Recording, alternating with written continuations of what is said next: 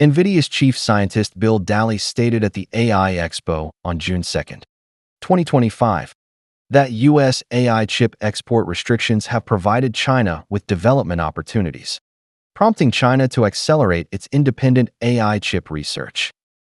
Many Chinese AI researchers who previously worked for NVIDIA are now developing programs for companies like Huawei, advancing Huawei's AI chips, such as the Ascend series.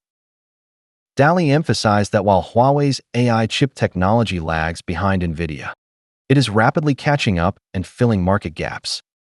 This aligns with NVIDIA CEO Jensen Huang's view that China possesses 50% of the world's AI researchers, and export restrictions may incentivize China's independent technology development, weakening the market advantage of U.S. companies.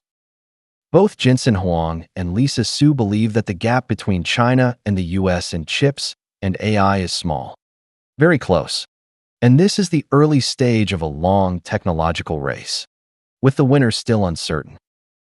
Indeed, Huawei's Ascend 910C is rapidly approaching the performance of NVIDIA's high-end AI chips in single-card performance, and the Ascend 910D under development is claimed to go further. Huawei's AI supernode, known as Cloud Matrix 384, has established a larger computing cluster than NVIDIA's through innovative communication technology, surpassing NVIDIA's cluster in absolute computing power. Its unique technical architecture breaks the limitations of the traditional von Neumann architecture, allowing server clusters to operate as efficiently as a single computer, making it highly suitable for training large models with Mo architecture. DeepSeek has achieved better cost performance on the Ascend 910B than NVIDIA's architecture, and their collaboration will significantly narrow the AI gap between China and the US. This raises an intriguing point. The tech leaders shaping AI and chip industries are often of Chinese descent. The competition between the US and China is, in essence, a contest among mainland Chinese, Taiwanese Chinese, and American Chinese. At xAI's Grok 3 launch, the core technical team consisted largely of individuals of Chinese descent.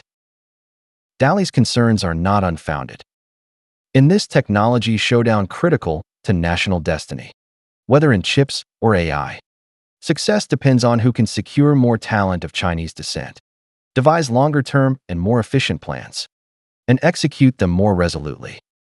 The U.S. system for cultivating STEM talent has collapsed, and now the top STEM performers are primarily of Indian and Chinese descent. The challenge for the U.S. government is how to make the right choice between Indian and Chinese talent before revitalizing the traditional white education system. Although the U.S. distrusts India, and Trump has expressed disdain for India and the Modi government, publicly humiliating them multiple times, even Canada has taken a tough stance toward India.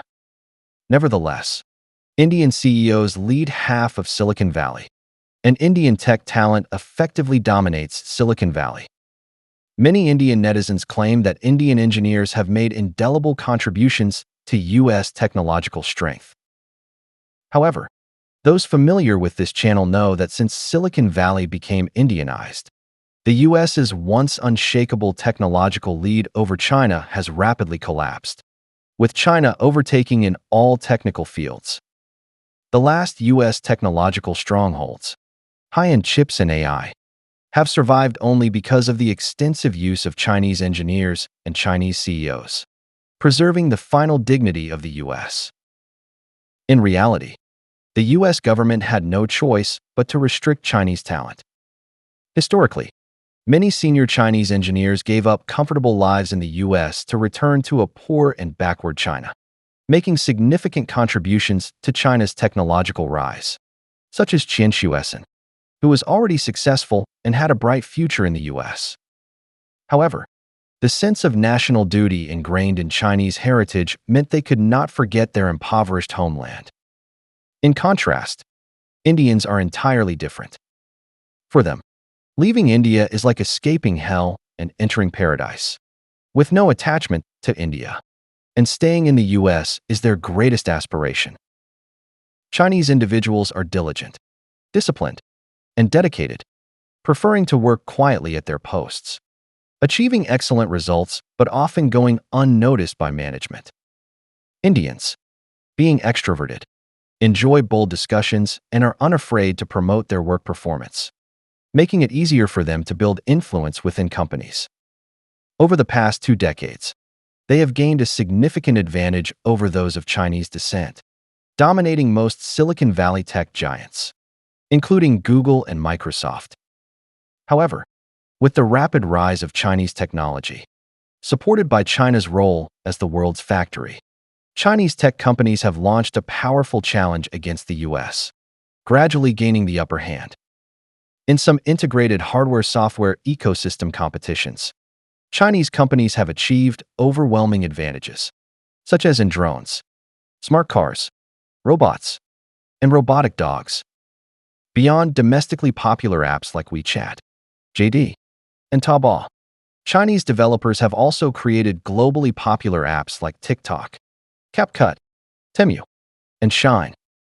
Huawei, under US sanctions, has built a fully independent HarmonyOS ecosystem, spanning chip design and manufacturing to operating systems and application layers. Its 5nm chip and the release of DeepSeek's large model signal that the US's last 2 technological strongholds are teetering. Indeed, Americans must recognize they have no choice but to rely on engineers of Chinese descent to compete with China, as Indian engineers are not competitive against Chinese ones. India lacks an industrial foundation and world-class universities, with an average IQ below 80, far lower than China's 103. While the IQ metric may not be entirely accurate, it reflects the vast gap between China and India in foundational areas. India's so-called top talent cannot compete with Chinese talent in purely intellectual contests like math Olympiads or contribute practically to national industrial system development. The significant developmental disparity between China and India, and the differing performances of their talent in the US tech industry, suggests that continuing to bet on Indian engineers will bring catastrophic consequences for the US, ultimately destroying its technological hegemony. As for why many of China's top talents are patriotic and prefer to serve China, is it not because they face discrimination in the US and lack a sense of belonging? If the US government abandons Cold War thinking and treats them as equals rather than, as Vance described, a servant class, why would they not love the US more than China?